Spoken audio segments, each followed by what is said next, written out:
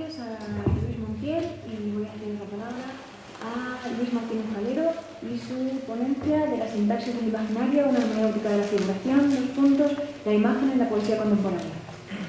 Muchas gracias. Quiero agradecer a la organización del Congreso la invitación, sobre todo porque es una de las pocas veces en que uno juega en campo ajeno. Normalmente uno se reúne con filólogos y nos contamos todas las mismas cosas con distintas palabras, y aquí la verdad es que estoy aprendiendo mucho en un ratito, lo que se agradece, sobre todo cuando se defiende, como es mi caso, el método interdisciplinar como forma de aprendizaje y de hacer que las ciencias no sean tan distintas, aunque haya quien las haga o pretenda hacerlas. Bien, yo esta mañana les voy a hablar de la construcción de las imágenes poéticas. No sé si me va a dar tiempo a hablar también de su posible interpretación o de las posibilidades de interpretación. Si quedara algo pendiente, espero que en el debate, si alguien del público está interesado, pues suscite el asunto de la interpretación, pero vamos con la construcción. Y voy a empezar por Bachelard, en cuanto a su teoría sobre la imagen en El aire y los sueños. En la conclusión va a desarrollar toda una teoría sobre la imagen, donde nos cuenta que la imagen no es una metáfora, lo que ya desliga por completo la imagen poética de la tradición retórica del elocutio en la parte de los tropos. La metáfora requiere un elemento, un referente, mientras que la imagen poética es autónoma. Es decir, la imagen poética es un objeto en sí mismo, no requiere la traducción en un referente ajeno a ella. Bachelard, en ese sentido, va a destacar sobre todo la originalidad como el rasgo definitorio de la imagen. Una imagen ha de ser original para ser artística y, sobre todo, en el caso que él habla, para ser literaria. Sobre ese apunte de Bachelard, que nos volverá a aparecer a lo largo de mi intervención, me interesa también unir a Bachelard a la teoría de Jung, sobre todo la teoría de los arquetipos como proyecciones del subconsciente en símbolos. Me interesan los símbolos aquí, porque la imagen va a actuar también como una proyección del subconsciente. Posteriormente, Otto Frey, en su Anatomía de la Crítica, año 1957, nos dirá que el arquetipo, ya no jungiano, sino de Otto Frey, lo que hace es mostrarnos, el arquetipo literario lo que hace es mostrarnos un rasgo fundamental de la naturaleza humana. Por tanto, la imagen, en tanto que símbolo, tanto que forma simbólica, lo que nos va a mostrar es un elemento fundamental, una proyección fundamental de un rasgo humano. En esa línea, volviendo un poquito a Jung, el símbolo, la imagen poética, pertenecería a los símbolos naturales, como proyección del subconsciente, aunque es posible que pase a ser símbolos culturales al pasar a la comunidad. Tendría, por tanto, un origen parecido o paralelo al mito, como la proyección de un estado psíquico respecto de un acontecimiento exterior. Con todas estas cuestiones, también aparecería aquí la ensoñación, que a su vez nos remitiría Freud y el poeta y los sueños diurnos de 1908. Pero con todas estas cuestiones, Jean Burgos, en Pour une poétique de l'imaginaire del año 1982, por una poética del imaginario, va a crear una teoría de la construcción de los textos simbólicos, sobre todo. Su capítulo prácticamente final, creo que es el segundo, el penúltimo, dedicado a la poesía de Paul Eluard, es la puesta en práctica de ese método, lo que resulta ya muy significativo, que precisamente elige Eluard para esa puesta en práctica. Pues Jean Burgos nos va a plantear la cuestión de la imagen, con esos antecedentes, la imagen como una realidad autónoma. Esa realidad autónoma que está en el subconsciente va a cobrar forma a través del concepto lingüístico, y ese concepto, unido a otros, va a ir creando secuencias. Es lo que él llama sintaxis del imaginario. Por tanto, nos vamos a centrar siempre en un imaginario individual. Ese imaginario individual frente al mito, por ejemplo, no va a traspasar a lo comunitario, sino que va a ser particular de un autor como manifestación de una vida psíquica particular a través de unas experiencias personales e intransferibles. Jean Burgos establece tres tipos o tres procesos para la creación de imágenes. Uno serían los de analogía, que él centra en una relación dialéctica entre el hombre y esa realidad psíquica y una realidad externa, por contraste o bien por atracción fónica. Veremos ejemplos de todo ello. Si hay alguien que no tenga fotocopias, que aproveche ahora, que luego va a ser demasiado tarde. En ese sentido, va a recoger una idea de André Breton, del guante de Klimt, donde Breton dice: lo propio de la imagen fuerte es haber surgido del acercamiento espontáneo de dos realidades muy distantes, cuyas relaciones ha captado un espíritu único. Esta idea del símbolo individual nos conduciría hacia la teoría de Pietro Montani acerca de la autorreferencialidad del objeto estético. Pietro Montani, en el débito del linguaggio, plantea la imposibilidad de interpretar el símbolo más allá de sí mismo, puesto que se trata de una realidad que comienza y termina en él. En ese sentido, Montani nos dice que el símbolo es autónomo como una reproducción a escala de la autonomía del arte. Del mismo modo que el arte no tiene otra finalidad que sí mismo, es decir, a partir del paradigma romántico sabemos que ya no tiene por qué enseñar ni por qué producir un efecto más allá de lo que es el objeto artístico. Montani nos dice que el símbolo posee esa misma característica porque es de naturaleza irracional. Por tanto, recogiendo aquellas ideas de Bachelard, incluso algunas de Jean Burgos, que él no recoge en su libro, pero se pueden leer entre líneas, esa irracionalidad del símbolo artístico nos llevaría hacia ese terreno cerrado y esa interpretación cerrada en cada texto, prácticamente. Hay símbolos recurrentes, pero lo normal es que haya que ir texto a texto.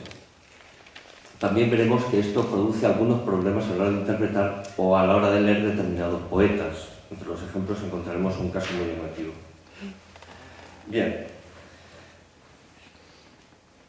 En este sentido, Jean Burgos tiene un libro muy importante, muy desconocido en España, prácticamente no se le cita, si es que se le cita, que es Imaginario y Creación, Imaginary Creation, donde habla de el juego de los posibles en los pintores y en los poetas. No está en ninguna biblioteca de la facultad, ni siquiera está en la Biblioteca Nacional, por eso digo que es un libro bastante desconocido. Hay que ir a Amazon France o darse una vuelta por Francia, que es más recomendable casi que pedirlo por Amazon, así uno de paso se refresca por ahí afuera, y adquirirlo. Pero es un libro muy interesante desde el momento en que se va a desarrollar toda una teoría sobre la imagen poética, o sobre la imagen tanto en los poetas como en los pintores. Aquí, por ejemplo, tiene un capítulo muy interesante sobre Henri Michaux y también sobre varios pintores, lo que nos muestra el paralelismo en los procedimientos creativos en ambos casos. Cambiarían los materiales, cambiaría la técnica, pero el origen de la creación, el origen psíquico sería el mismo. En ese sentido, Burgos va a destacar la ruptura con la convencionalidad. En la imagen, tanto en la pintura como en la poesía, va a romper con lo precedente. Va a intentar mostrarnos una realidad nueva y renovada en cada obra, en cada texto. Hasta el punto que nos va a definir la imagen de la siguiente manera: una realidad que no sabría ser expresada de otro modo ni de una manera mejor y que le corresponde esencialmente. Por tanto, cuando nuestro lenguaje cotidiano, cuando nuestra forma de expresarnos cotidiana resulte insuficiente para dar cuenta de determinadas cuestiones que nos afectan poderosamente y que necesitamos transmitir, Y esa insuficiencia es tan evidente que no queda más remedio que crear un lenguaje nuevo, el lenguaje de la imagen, como manifestación de lo inefable. Claro, aquí la sintaxis del imaginario es fundamental, porque tiene que reconstruir, tiene la dificilísima tarea de reconstruir lo que es una imagen mental, es decir, una sensación profundamente arraigada y que desde nuestro subconsciente nos impele a manifestarlo en forma de un arquetipo, a proyectarlo, y que mediante un lenguaje limitado en sus funciones tiene que crear todo ese mundo y tiene que manifestar toda esa situación personal. Si miran el esquema que acompaña las fotocopias, verán que en este sentido el antropólogo francés Daniel Dubuisson ha creado un sistema, en su antropología poética, ha creado un sistema donde por un lado tendríamos la construcción de nuestro mundo partiendo de la memoria, a través de las experiencias del mundo iríamos funcionando con imágenes, en cierta medida o en gran medida deudora de la teoría de Jerry Fodor sobre la modularidad de la mente.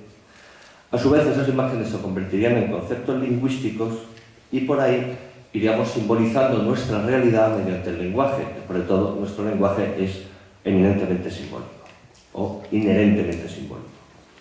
Pero Daniel Dubuisson va a enriquecer esa teoría de la modularidad con las cuestiones de la memoria textual. La memoria textual sería aquella que cada lector va a ir utilizando para deducir las convenciones literarias y para ir decantando su gusto desde el punto de vista del tipo de texto, su gusto desde el punto de vista formal, desde el punto de vista estético a través de la construcción de la forma, etcétera, etcétera. De tal manera que a la hora de convertirse en escritor, de dar ese salto de lector a escritor, pondría en práctica esas destrezas o ese conocimiento adquirido a partir de su memoria textual. De tal manera que, reduciendo la teoría de Dubuisson a este esquema, encontraremos por un lado aquello que todos realizaríamos, es decir, la construcción de nuestro mundo mediante imágenes, conceptos, y también lo que solo unos cuantos hacen, que son los escritores, sobre todo los poetas en este caso, que es la construcción de un mundo literario de donde se han ido decantando elementos. Bien. Claro, pero este texto simbólico que se crea de un modo u otro a través de una sintaxis del imaginario, que es la parte que a mí aquí más me interesa y es la que más vamos a ver en los textos, va a crear lo que denominaríamos texto enigmático. Voy a hacer una primera definición, tampoco me da tiempo más. Una primera definición de lo que sería el texto enigmático. Sería aquel cuya apertura de sentidos supera la lectura literal hasta el punto que es necesario establecer un límite racional, estoy siguiendo aquí en cierta medida a Mauricio Beuchot, un límite racional para deducir su sentido último. Pero este texto enigmático no se nos manifiesta de manera unívoca. En el texto simbólico nada es unívoco. Todo es una apertura constante. Perdón. En este sentido, esta mañana quisiera crear aquí un esbozo de lo que sería una tipificación de los textos simbólicos. En primer lugar, nos encontraríamos con una relación inherente con el texto religioso. En ambos casos estamos ante textos enigmáticos que requieren una interpretación suplementaria o una posibilidad, por su apertura de sentidos posibles, una posibilidad de delimitación de varios sentidos. Voy a partir por el texto más sencillo, que es el de José Luis Ubeferris, del libro Niebla Firme, aparecido en Hiperión, allá por el 89. Yo ahora debería añadir que joven era yo por aquel entonces y la mitad de ustedes ni siquiera existían, o sea que bien, estupendo. Nos vamos a la prehistoria de la poesía española contemporánea o actual. Y aquí nos vamos a encontrar con un tipo de poesía formada por imágenes pero sometida a la convencionalidad métrica y rítmica de la tradición española. Todos los ejemplos son españoles, menos los de Paul Celan, como veremos, y donde las imágenes andan a medio camino entre el concepto de imagen de Bachelard, es decir, que es original, autónoma, etcétera, etcétera, y por otro lado, muy cercano al de la metáfora o incluso al de la metáfora disémica, es decir, aquella metáfora doble donde una primera metáfora crea una segunda.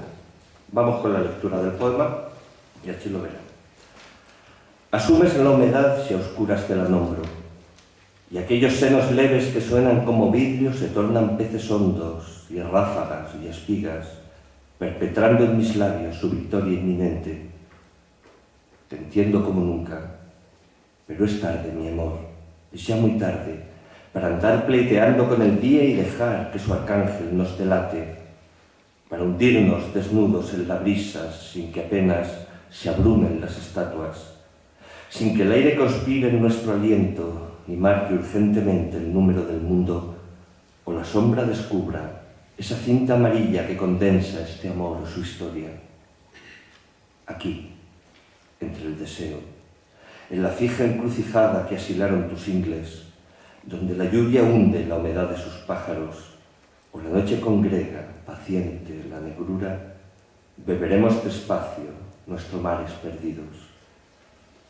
No esperes que la vida de nuevo nos perdone si adquirimos la forma de un bosque aún no descrito, en tanto que la fiebre duplica bajo el cielo la codicia terrena, la sed de nuestras bocas, o animales recíprocos, traficando en secreto con pesos o metales. Yo he sido el habitante más triste de tu cuerpo. Bien, aquí vemos algunas de las características, siento romper la magia de la poesía con el comentario, pero es lo que tiene el mundo académico. Uno crea una magia estupenda con los textos y luego viene el profe y la fastidia. Supongo que ya estarán acostumbrados a esto y por tanto no necesitarán del trabajo de cualquiera de mis dos colegas en la mesa para superar el trauma correspondiente. Si se dan cuenta, tenemos esos procedimientos por analogía o por antítesis de los que hablábamos hace un momento. O incluso la metáfora disémica de considerar el pecho de la mujer amada como copa. Tenemos una cierta convencionalidad formal, una cierta convencionalidad también en las imágenes. Su antecedente literario es Blancandreu, quien en los 80 cambia el paradigma de la poesía española desde los novísimos hacia una apertura mayor, y ella es la primera en romper con esas formas al introducir el neosurrealismo. Veremos cómo en Blancandreu, que es el texto que deben tener también por ahí, las imágenes son menos convencionales, las atracciones son más llamativas, incluidas las fónicas. Las imágenes son más obsesivas y recurrentes, polarizadas en torno a muerte, deseo. A través de las metáforas del fuego de Bachelard encontraremos sangre y alguna cosa más. Y cómo la sintaxis del imaginario se manifiesta en el plano formal con una ruptura de ritmos, aunque ya les aviso de que después de darle muchas vueltas al poema conseguí establecer un cierto patrón de 7 sílabas para construir formalmente el texto. Puedo asegurar que es uno de los textos que más me ha dado que sudar para poder hacerlo. Esto pertenece a aquel libro mítico, de verdad, no sé si como proyección o sin proyección, pero mítico, de Blancandreu, del año 81, de una niña de provincias que se vino a vivir en un chagar. El texto que cito es de la 5ª edición, lo que para un libro de poesía dice mucho. Extraño no decirlo y hablar y traspensadas, o hacer poesía y cálculo.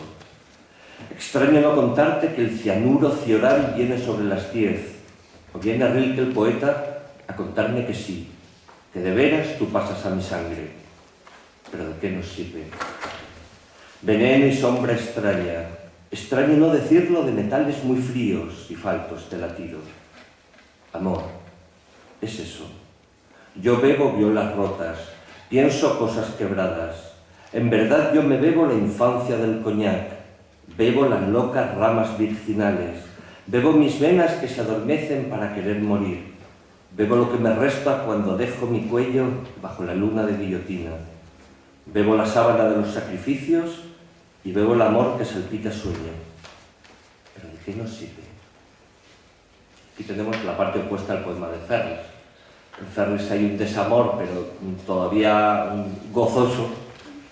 Aquí tenemos la derrota de esa pasión. Como pueden ver, tenemos unas atracciones fónicas muy llamativas. Cianuro Cioran, por ejemplo. Estoy siguiendo todavía Burgos. O, por ejemplo, una serie de anáforas. La anáfora nos indica una obsesión en la construcción textual, una obsesión como reflejo de una obsesión personal. Ese beber como destrucción. En el otro querían beber los mares perdidos, aquí se bebe la sábana de los sacrificios, que nos remite a la sangre. Se bebe alguna llama por ahí, es decir, tenemos las metáforas del fuego de Bachelard presentes como la traducción en imágenes y en conceptos de una pulsión. Otra forma de construcción de un texto enigmático y de imágenes es, hemos dicho que el texto enigmático procede del texto religioso, pues es la reproducción de un imaginario religioso trasladado a un terreno no religioso. En este caso tenemos el texto de José Ángel Valente, tomado de las 3 lecciones de Tinieblas. Curiosamente tenemos un paralelismo en Celan sobre la música de François Couperin, Les Trois Leçons de Ténèbres, que es el poema Tenebrae. Celan lo lleva al Holocausto, es decir, ese oficio de tinieblas, esa crucifixión, esa pasión, se traslada al ser humano como reflejo de Cristo. En Valente no. En Valente veremos que su obra está formada con la cábala. Cada uno de los poemas en prosa se corresponde con una letra del alfabeto hebreo y estaría en relación con la cábala. Veamos el texto, veamos la traducción cabalística, es decir, según el imaginario judío, pero veremos que no es la única lectura posible. Bet, casa, lugar, habitación, morada. Empieza así la oscura narración de los tiempos, para que algo tenga duración, fulguración, presencia. Casa, lugar, habitación, memoria. Se hace mano lo cóncavo y centro, la extensión. Sobre las aguas, ven sobre las aguas, dales nombres, para que lo que no está, esté, se fije y sea estar, estancia, cuerpo. El hálito fecunda al humus, se despiertan como de sí las formas. Yo reconozco a tientas mi morada. Bien, en la cábala la Bet es la casa de Dios, y la casa de Dios es la tierra.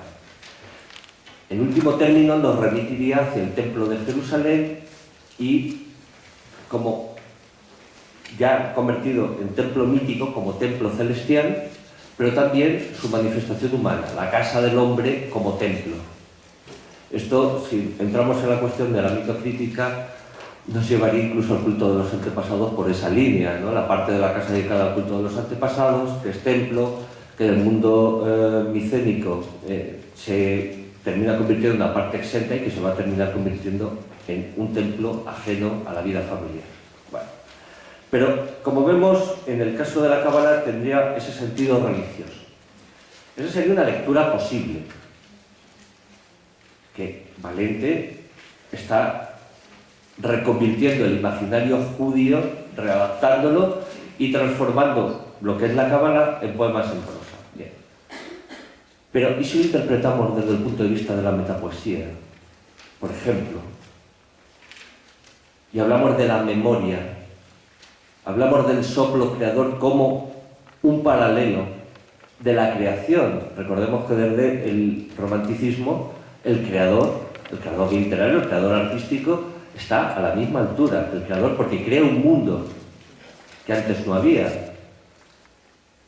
Entonces, esa idea de la casa, Heidegger nos diría el lenguaje en la casa del ser, lugar, habitación, morada, nos encontramos con la memoria, nos encontramos con que hay que dar nombre a lo que no está, es decir, a esa idea de lo inefable, a dar forma a lo que es sin figura, que adquiera la figura del lenguaje. Por tanto, esta poesía de imágenes nos remitiría, sí, a un imaginario religioso en sus orígenes o como pretexto, pero nos conduciría a esa apertura de sentidos que nos lleva mucho más allá, hacia la metapoesía o incluso hacia la reflexión sobre el propio lenguaje que el poeta está utilizando. Y eso es una lectura muy válida para este libro de Valente, porque empieza en la alentada, en el aliento creador. La alentada en la antigua retórica era la longitud del periodo, también del verso, y concluye con la forma como obra acabada. No es la obra de Dios, también, no solo es la obra de Dios, sino también la obra del poeta. Bien, otra posibilidad, y creo que la más importante de todas, sería la de la construcción del poema, sobre todo por el juego que ha dado la poesía contemporánea europea, la construcción del poema a partir de lo que no dice el poema, de su silencio, de lo que el poeta deja para que sea el lector el que con su lectura le dé sentido y forma definitiva. En esa línea he elegido un poema de Antonio Gamoneda del libro del Frío, que dice, es un poema en prosa. Hay veces que estos poemas en prosa en esa obra y en la siguiente, que se arden las pérdidas, introduce algún versículo, pero vamos, va en esa línea. Alguien ha entrado en la memoria blanca, en la inmovilidad del corazón. Veo una luz debajo de la niebla y la dulzura del error me hace cerrar los ojos. Es la ebriedad de la melancolía, como acercar el rostro a una rosa enferma, indecisa entre el perfume y la muerte.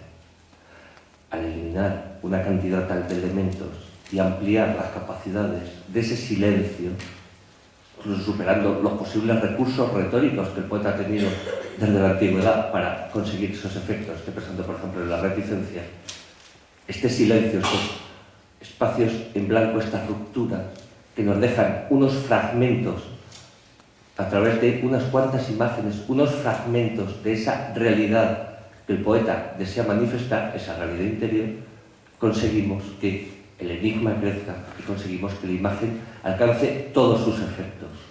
Porque lo que nos queda resonando es el sonido, pero también la imagen que nosotros hemos ido creando a través de esos fragmentos. Bien, en todos estos casos hemos hablado de una realidad inefable que tenía que materializarse. El poema de Chantal Maillard es muy largo, me van a permitir que me lo salte, pero lo tienen aquí para echarle luego un vistazo.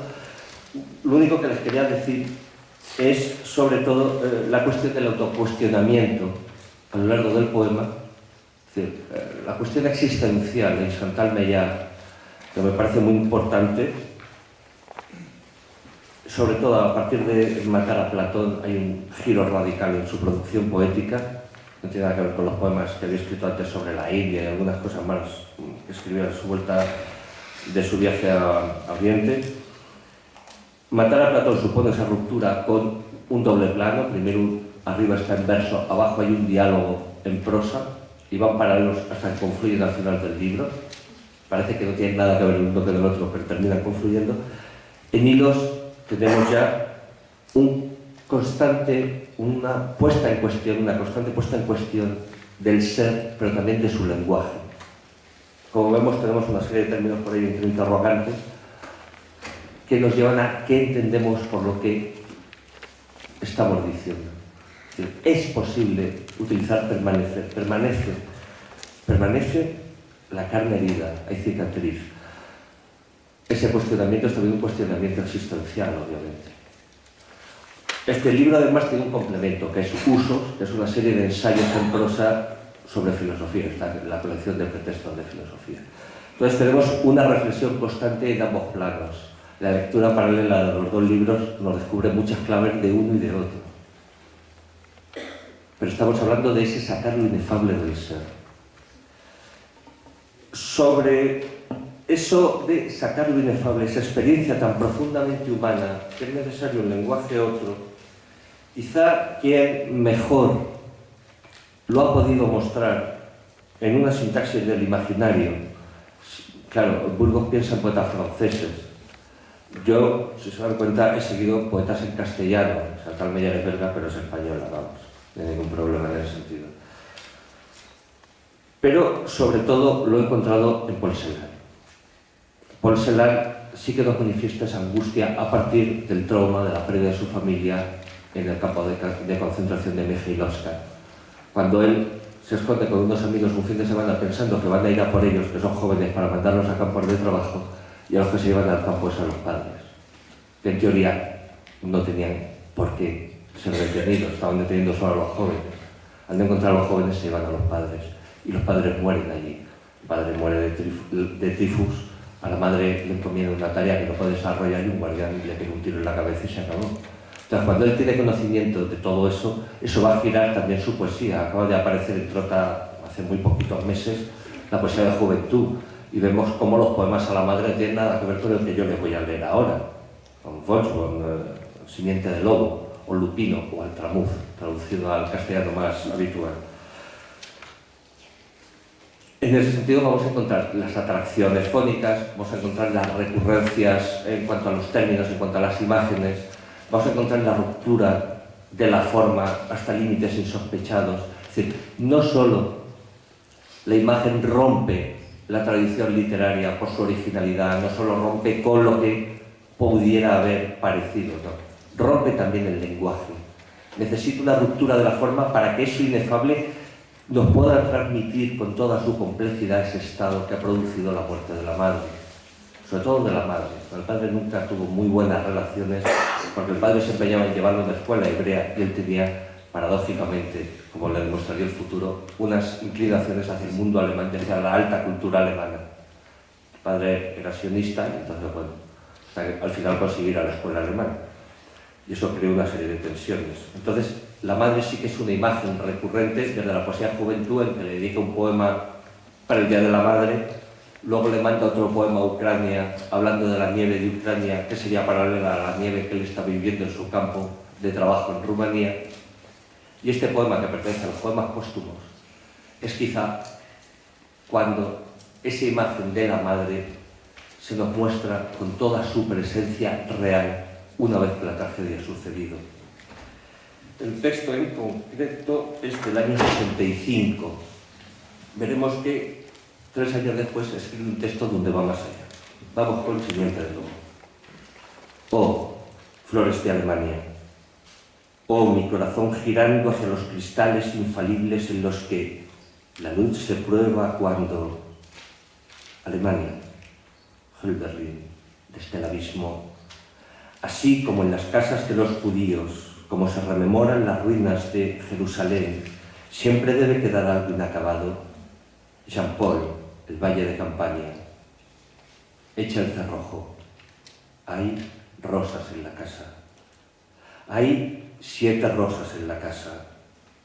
Hay el candelabro de 7 velas en la casa. Nuestro hijo lo sabe y duerme.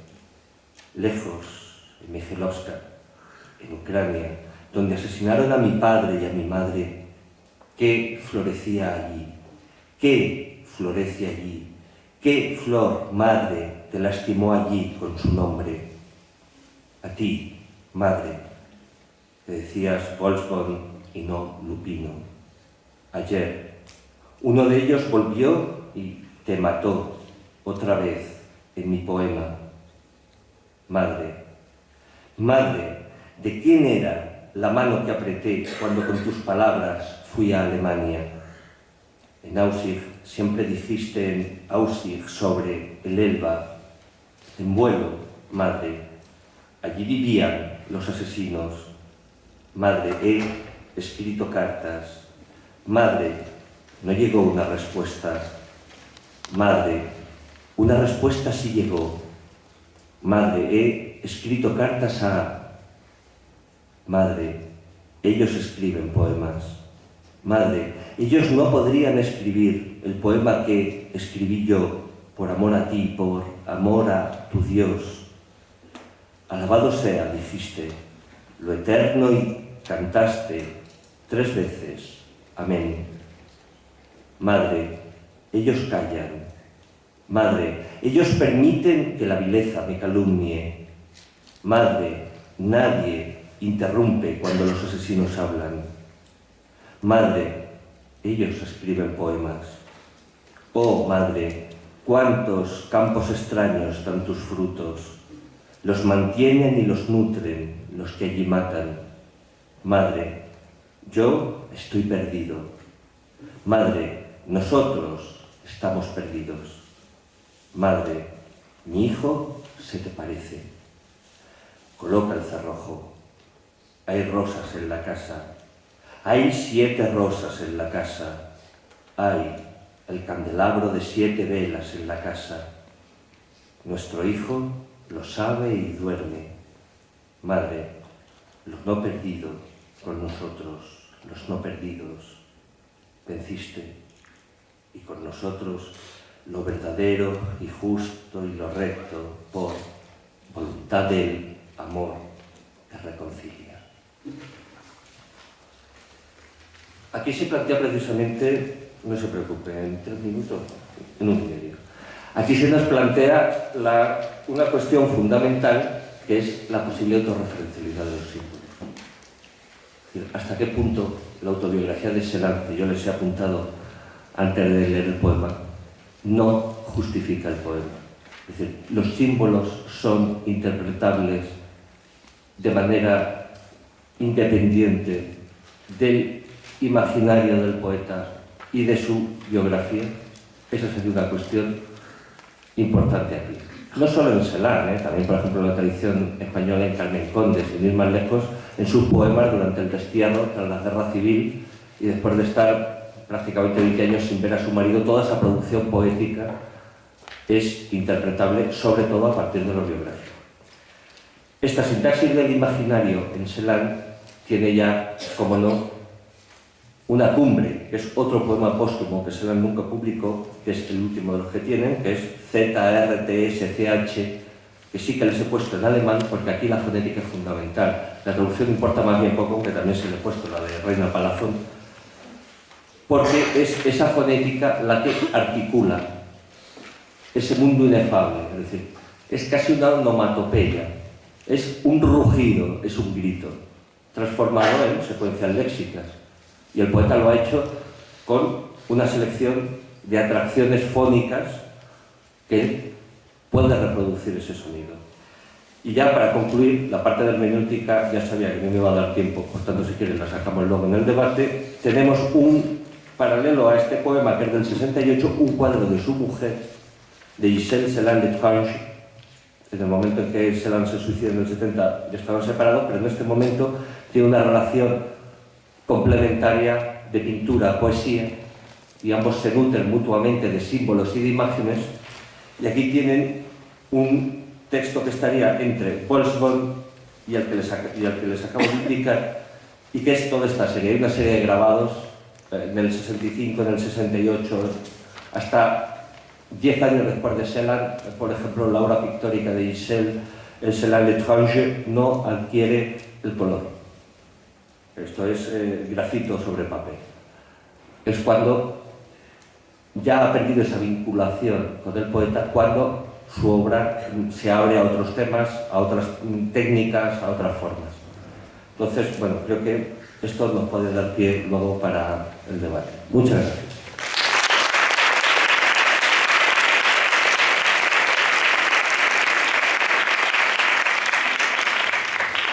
Muchas gracias al profesor Luis Martínez Falero. Vamos a dar un descanso de 10 minutos y volvemos a las... Está bien, 15 minutos, aunque hay un poco menos tiempo de debate, para pensar también las preguntas tanto de los ponentes como del público para los ponentes.